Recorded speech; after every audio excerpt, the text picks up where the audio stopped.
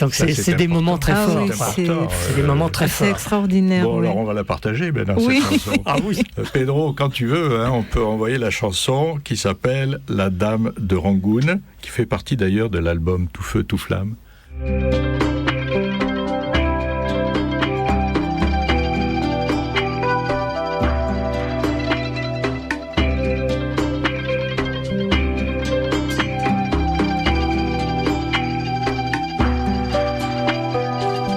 Sa tunique safran, elle se déplace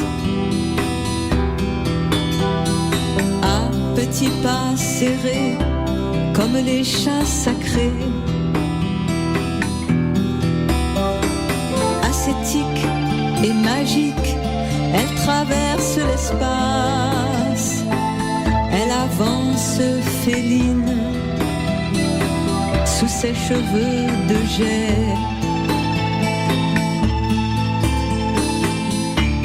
La dame de Rangoon, c'est ainsi qu'on l'appelle.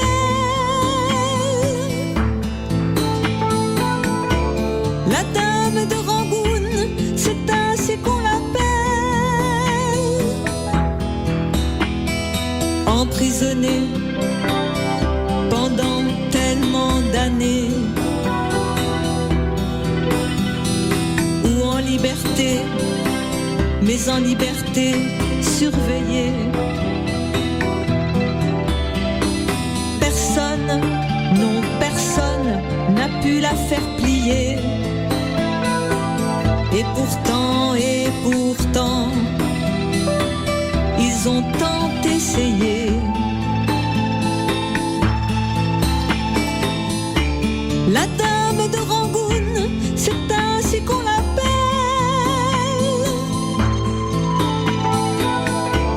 La dame de Rangoon, c'est ainsi qu'on l'appelle.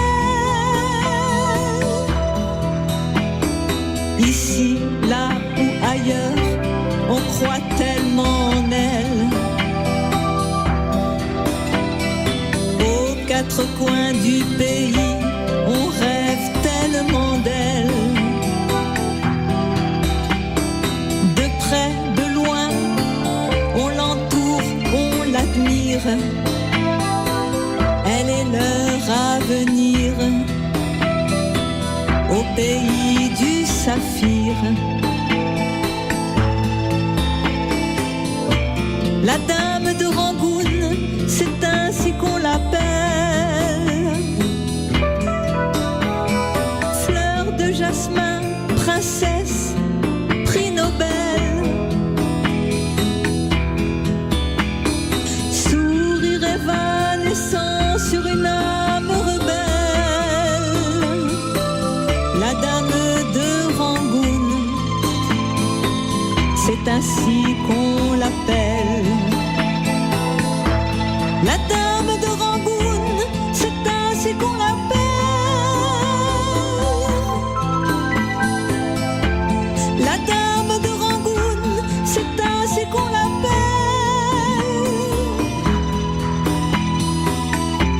La dame de Rangoon, c'est ainsi qu'on l'appelle.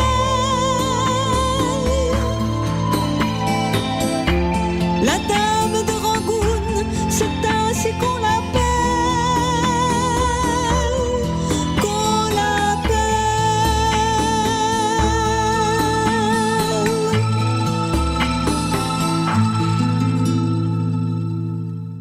Alors, c'était la chanson La Dame de Rangoon, écrite et interprétée par Fabel, et composée par Fabel, et qui fait partie de l'album Tout Feu, Tout Femme.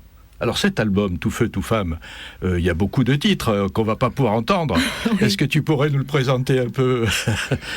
Mais c'est un hommage à beaucoup de femmes qui m'ont touchée, des femmes qui existent, qui se battent actuellement, comme Aung San Suu Kyi, mais des femmes comme par exemple Rosa Parks, Angela Davis, qui se sont battues aux États-Unis contre le racisme. D'ailleurs, cette chanson, il faut que je me presse de la chanter parce que je fais aussi un hommage à Obama. à l'époque où il a été élu, on avait une telle espérance, et malheureusement on s'aperçoit avec le recul que le racisme est toujours là et que ça n'a pas changé malheureusement la face du monde. Et voilà quoi. Donc il y a cette chanson qui s'appelle Pas de la bonne couleur. Il y a un hommage aussi à Sœur Emmanuelle, parce que à une époque où la religion est tellement prise pour le pouvoir, et donc j'ai voulu consacrer une chanson à cette femme qui s'est battue toute sa vie par amour des autres et pour le service des autres.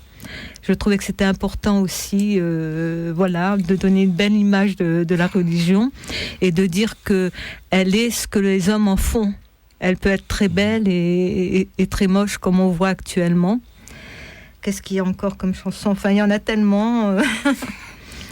Lady Boy aussi magnifique. Sur une personne que j'ai rencontrée qui était un homme et qui est devenu une femme et qui m'a beaucoup touchée. Donc j'ai écrit une chanson sur elle. Voilà, des femmes comme ça, connues ou inconnues, qui m'ont touchée et à qui j'ai eu envie de faire un hommage. Tu écris les paroles et tu fais la musique en même temps. Enfin, tu écris la musique, tu es aidé avec des musiciens. Non, la musique, je l'écris toute seule. Les paroles, parfois toute seule, sur le coup d'une émotion. Là, sur cet album, j'ai fait beaucoup de textes avec Pierre Martial. Et donc, en fait, les musiciens viennent après, au niveau des arrangements. Mais au niveau de l'écriture, ça part de quelque chose que je ressens, d'une émotion, d'une rencontre. Et ces musiciens, ce sont des musiciens fidèles que tu connais depuis longtemps, ou c'est au gré des rencontres? Eh ben, pendant 25 ans, j'ai travaillé avec Pierre Chérez et une équipe qui m'ont suivi tout le temps. Et là, depuis 2 ans, donc depuis le 20e théâtre, je travaille avec un nouveau musicien qui s'appelle Patrick Pernet au clavier, parce que j'avais envie de changer un peu de couleur, d'aller vers des univers un peu différents. Et voilà, c'est vrai que Pierre Chérez me manque aussi, mais en même temps, je trouve que c'est bien de bouger et d'aller vers d'autres univers.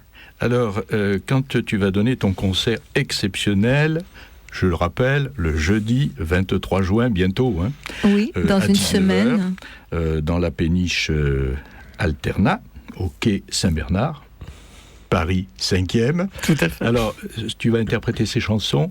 Oui. Beaucoup de chansons de cet album, quelques chansons de l'album précédent, et puis quelques nouvelles chansons qui seront sur l'album qui viendra le prochain, que je prépare. Alors on aura en plus des inédits, si on peut dire. Exactement. Et tous ces albums sont en vente à Publico. Oui, c'est important tout à de le dire. Oui. À Publico. Ou sur ton site internet, Fabel, avec 2L.fr. Oui, il faut rappeler justement l'intitulé du site, mais je crois que dès qu'on tape Fabel, on arrive sur le site. Tout à fait. Donc F-A-B-E-2-L. Voilà. Et là, on tombe sur le site. Tout à fait. Voilà. Alors, revenons un petit peu à la Birmanie, parce que bon, les choses ont évolué en Birmanie. Bien sûr. Donc, j'avais vu monsieur Pierre Martial dans une émission de France 24 sur l'état des lieux de la résistance démocrate en Birmanie, avec d'autres participants. Et la question qui était posée, la Birmanie se transforme à vitesse grand V depuis 2 ans. Alors là, c'est une émission de 2013. Oui. De 2013. Le pays est devenu un symbole de démocratisation où le gouvernement a décidé de tout remettre à plat. Le président et ex-général Thein Sein, actuellement en tournée en Europe, demande la levée définitive des sanctions. Faut-il croire au miracle birman ? Faut-il donner carte blanche au régime ? Et alors, il y avait des réponses diverses sur le plateau. Bien sûr. Mais Pierre Martial était optimiste, d'après ce que j'ai entendu. Et je pense que j'ai eu raison dans la mesure où ça c'était une émission de 2013, mais donc en 2015 c'est Aung San Suu Kyi, enfin plus exactement la Ligue nationale pour la démocratie, qui a gagné les élections. Et brillamment les élections entre guillemets présidentielles, avec 80% des voix. Donc c'est quelque chose, c'était véritablement un plébiscite incroyable, parce que c'est énorme, quoi. On connaît pas beaucoup de pays où on peut gagner, avec des règles démocratiques, où on peut gagner avec 80% des voix. Donc voilà, là-dessus c'était une évidence, mais justement c'était le sommet de cette résistance non violente, passionnée et inlassable depuis des années et des années, qui aboutit à cela. Voilà, ça, là-dessus, c'est clair. Maintenant, donc Aung San Suu Kyi, plus exactement la LND, est au pouvoir. Maintenant, on ne peut pas changer un pays qui sort de 20 ans de dictature militaire d'un coup de baguette magique. D'un pays qui est en réalité, je vais faire simple, une fédération, puisque la Birmanie, c'est 7 États et 135 ethnies, dont pas 2 ne parlent le même langage, ont la même culture.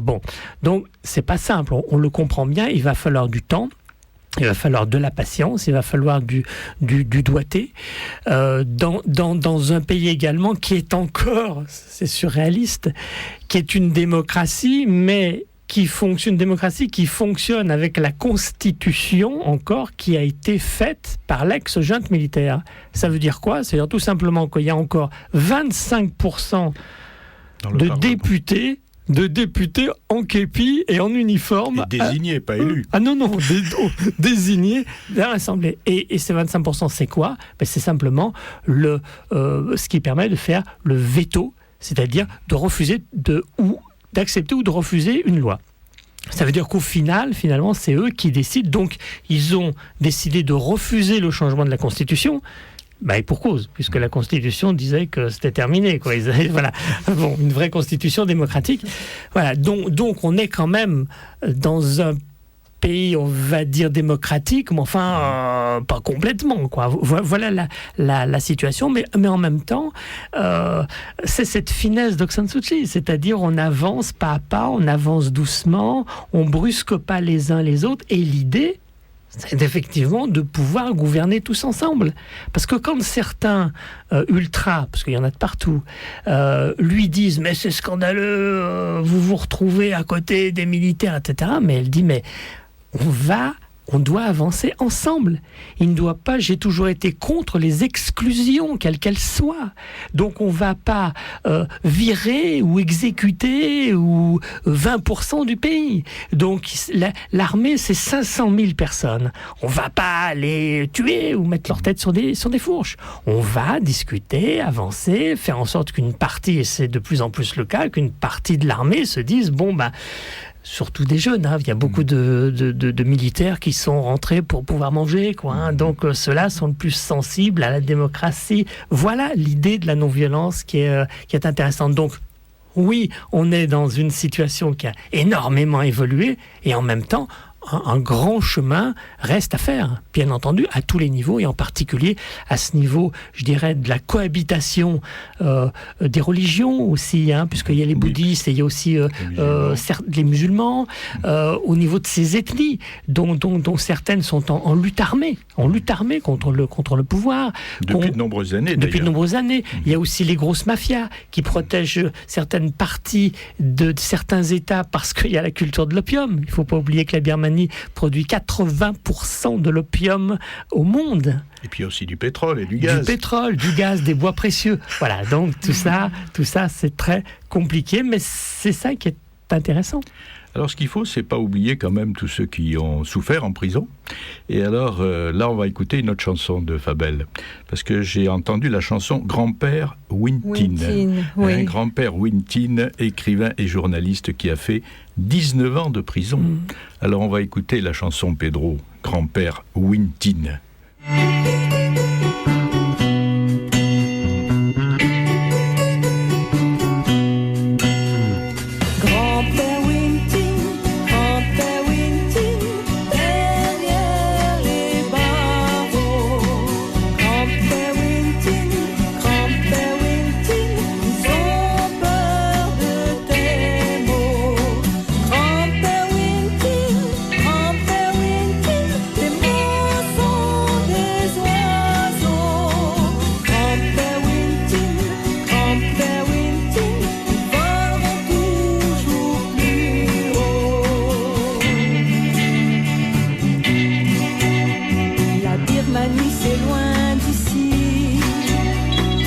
la photo où tu souris. Demain c'est ton anniversaire. Des miradors, des militaires, tu es un sage, tu n'as plus d'âge.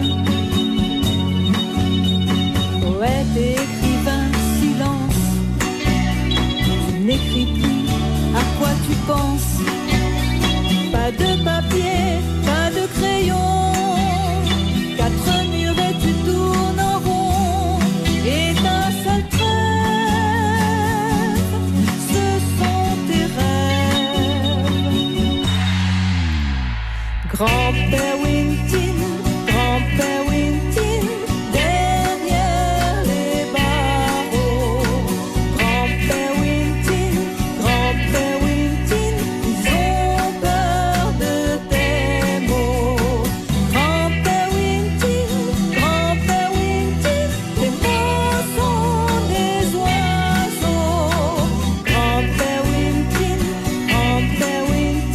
ils voleront toujours plus haut. Si nous sommes libres d'écrire des livres, des poèmes, des chansons, nous sommes comme des petits enfants. Avec nos mots, on aimerait tant ouvrir les portes de ta prison. Grand-père Wintin, derrière les barreaux. Grand-père Wintin, ils ont peur de tes mots. Grand-père Wintin, tes mots sont des oiseaux. Grand-père Wintin, ils voleront toujours plus haut. Grand-père Wintin, tes mots sont des oiseaux. Grand-père Wintin, ils voleront toujours plus haut.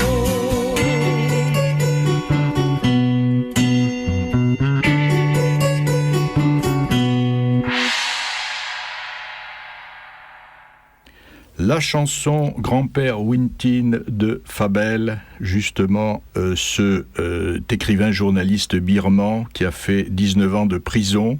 Je vous signale que vous êtes toujours quand même sur Radio Libertaire et dans l'émission Civis Pacem. J'ai oublié du coup emporté par... Nous ne l'oublions les pas, avec auditeurs grand plaisir. Sache que nous sommes toujours sur l'émission. Et nous saluons tous nos amis pacifistes et tous nos amis libertaires, et la Librairie Publico, et tout le monde. Et voilà, alors justement, ce grand-père Wintin est décédé.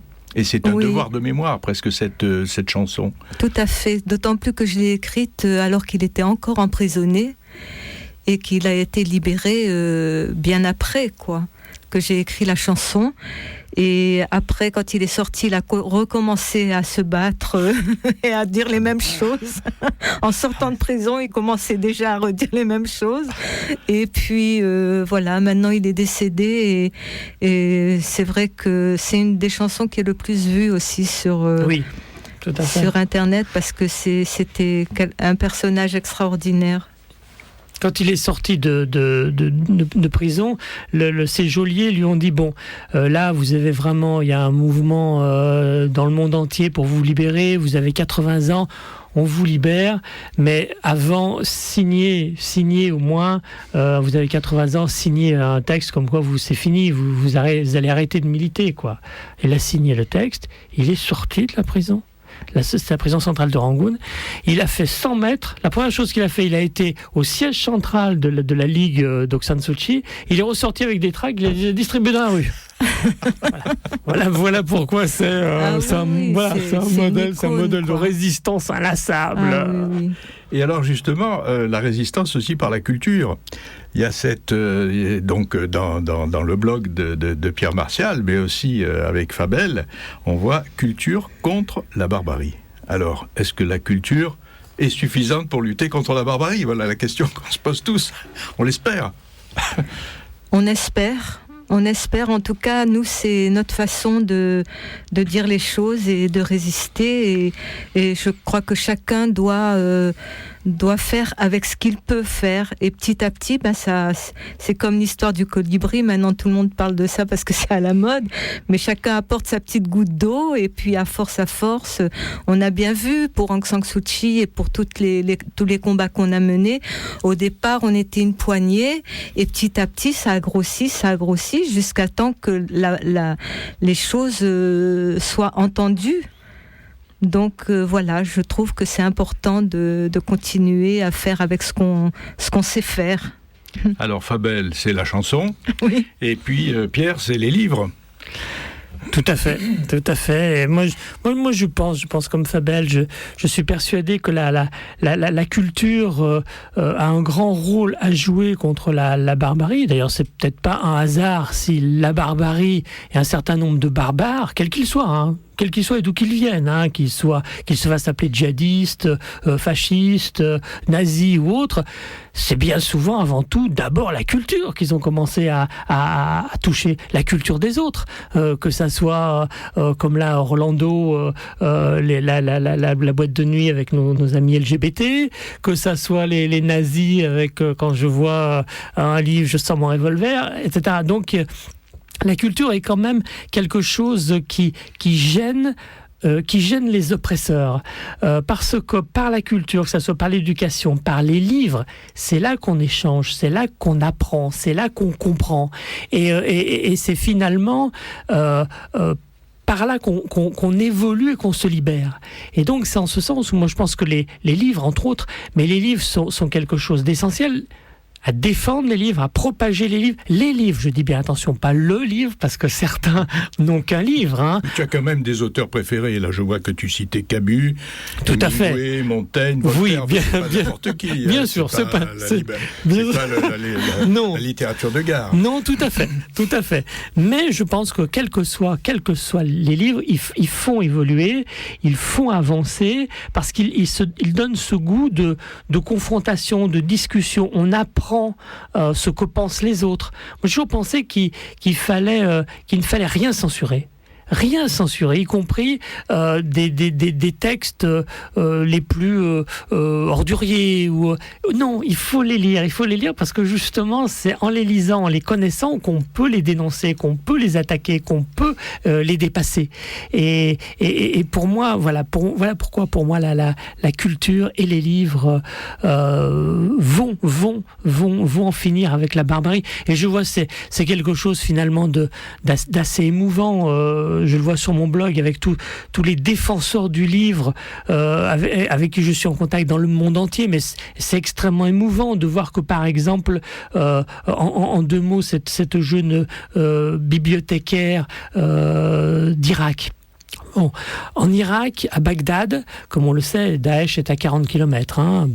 Il y a une rue qui s'appelle la rue Al-Mutanabi, qui tous les mercredis, parce que c'est le jour férié en Irak, se couvre de livres. Elle fait 1 kilomètre et par terre, partout, sur des petits étals, il y a des livres. Et il y a des milliers de personnes qui viennent pour lire des livres, en acheter, s'échanger, discuter, parler. Bon. Et il y a quelques années, Daesh avait mis un camion piégé, il y a eu 35 morts. 35 morts sur cette année. Et 15 jours après, les Irakiens étaient revenus et relisaient les livres et étaient pour maintenir cette idée de liberté. Et cette jeune irakienne de 22 ans, alors que on sait quand même qu'en Irak, il y a quand même, c'est pas évident pour les femmes, et elle a décidé, sans voile et rien du tout, de descendre dans la rue et elle aussi de vendre des livres. Et elle a été acceptée, il y a de plus en plus de femmes qui le font. C'est magique de voir ça. Alors je conseille à tous les auditeurs de Civis Pacem et même à ceux de Radio Libertaire d'aller sur le site de Pierre Martial. Vous savez, c'est facile, Pierre, comme le prénom, Martial, comme le prénom. Et là, vous allez voir aussi des photos extraordinaires de ces fameuses bibliothèques ambulantes sur une jument blanche, sur un dromadaire, et en même temps, toutes les explications dans quel pays ça se passe et tout ça, pour ceux qui aiment les livres, je crois que c'est indispensable. Bon, alors je rappelle une dernière fois, parce que c'est le concert de Fabel, donc évoque la tendresse, jeudi 23 juin, c'est bientôt, à 19h, donc sur la péniche Alterna. Il y a un numéro de téléphone, je crois, de réservation. Il y a un numéro de téléphone de réservation, oui, alors je vais le donner, 06 03 66 38 92, 06 03 66 38 92, et un contact qui est donc l'association qui s'appelle Rouge Orange, comme les tout attachés, @yahoo.fr. Voilà. Je voudrais aussi faire une petite annonce de notre amie Pierrette Dupoyer, dont on a parlé souvent alors là c'est un peu plus tard, c'est pour ceux qui iront au Festival d'Avignon. Elle donne donc 3 spectacles. Alors c'est la marathonienne du Festival d'Avignon. Elle donne 3 spectacles par jour depuis 30 ans. C'était l'ami de Mouna qui me l'a présenté. Nous sommes devenus amis depuis. Et alors là, 3 spectacles par jour. Le premier, ça sera sur Marie Curie ou la science faite femme, pardon. Ensuite sur L'étranger d'Albert Camus et L'enfer de Dante. Elle a fait d'autres spectacles. Elle travaille toute seule. Elle écrit ses textes toute seule et elle joue toute seule. Bravo. Après avoir, disons, été dans des troupes depuis l'époque du Festival d'Avignon, de Villars.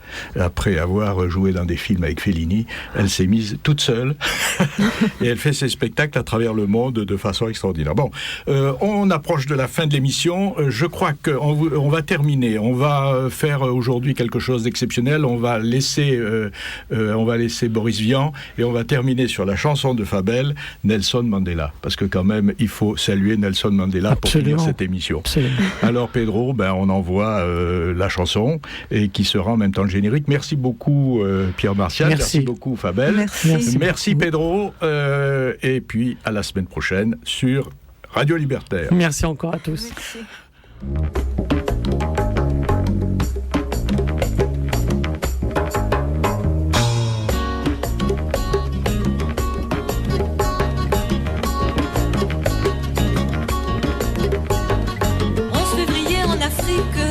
Nelson Mandela est libre, explosion d'amour et de joie. Toutes les télévisions du monde transmettent à la même seconde, partagent de la même émotion. Quand un homme devient libre, c'est le monde entier qui vibre, tout semble renaître à la vie. Quand tous les hommes sont libres, c'est le monde entier qui fleurit, et quand tous les murs sont détruits, on se sent tous un peu grandis. Mandela leya yereso, Mandela leya yereso, Mandela leya yereso, Mandela leya yereso.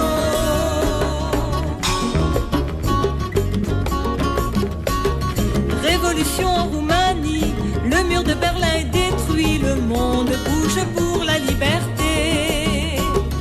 La non-violence de Gandhi, la paix de Martin Luther King sont des chemins de vie, de vérité. Quand un homme devient libre, c'est le monde entier qui vibre, tout semble renaître à la vie.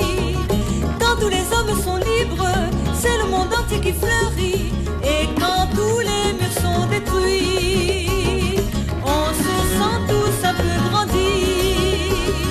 Mandela leya yereso, Mandela leya yereso, Mandela leya yereso, Mandela leya yereso.